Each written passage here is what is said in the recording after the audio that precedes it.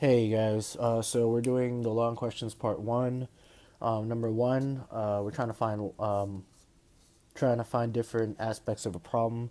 So starting off, we're looking at a customer flow at a grocery store, and we can view it as a Poisson process.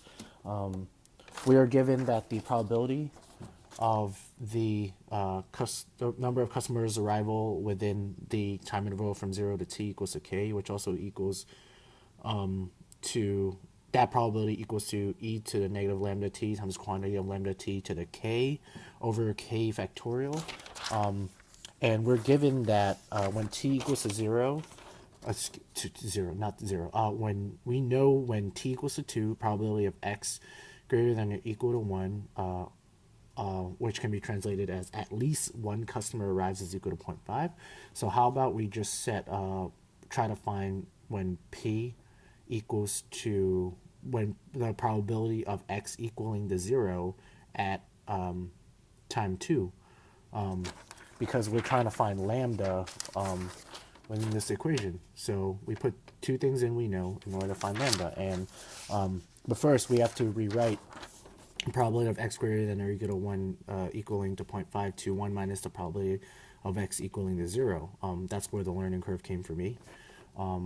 Translating that makes everything much easier.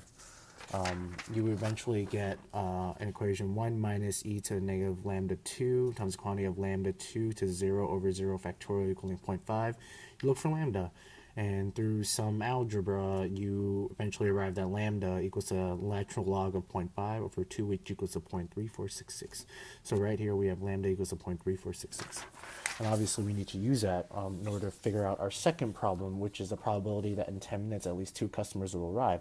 So you ask yourself, what do we have? You have t equals to 10 minutes, you have lambda equals to 0.3466, and you have x greater than or equal to 2, right?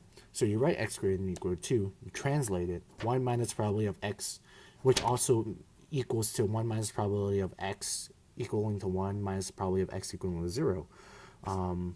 And you do the algebra for it. 1 minus e to the negative 10 lambda. The 10 is from the minutes, times 10 lambda to the 1 over 1 factorial minus e to the negative 10 lambda times the quantity of 10 lambda to the 0 over 0 factorial. That goes to 1. It's very simple. And you have everything in place, and you just plug into a calculator, and I got 0.86. Great. All right, so third part, where it's even easier, the third and the fourth part are very much, we solve it in similar fashions. T is equal to 1 for the third part. As it says, find the probability that in 1 minute exactly one customer arrives. So t equals to 1, lambda equals to 0.3466, and x equals to 1. So right here, you have probability of x equal to 1 equal to e to the 1, where, there's no 1, times the quantity of lambda times 1. Since t equals to 1, the time here, it's 1. So it's just lambda over 1 factorial, which equals to e to 0.3466 times 0.3466 over 1. You get 0.245. Okay.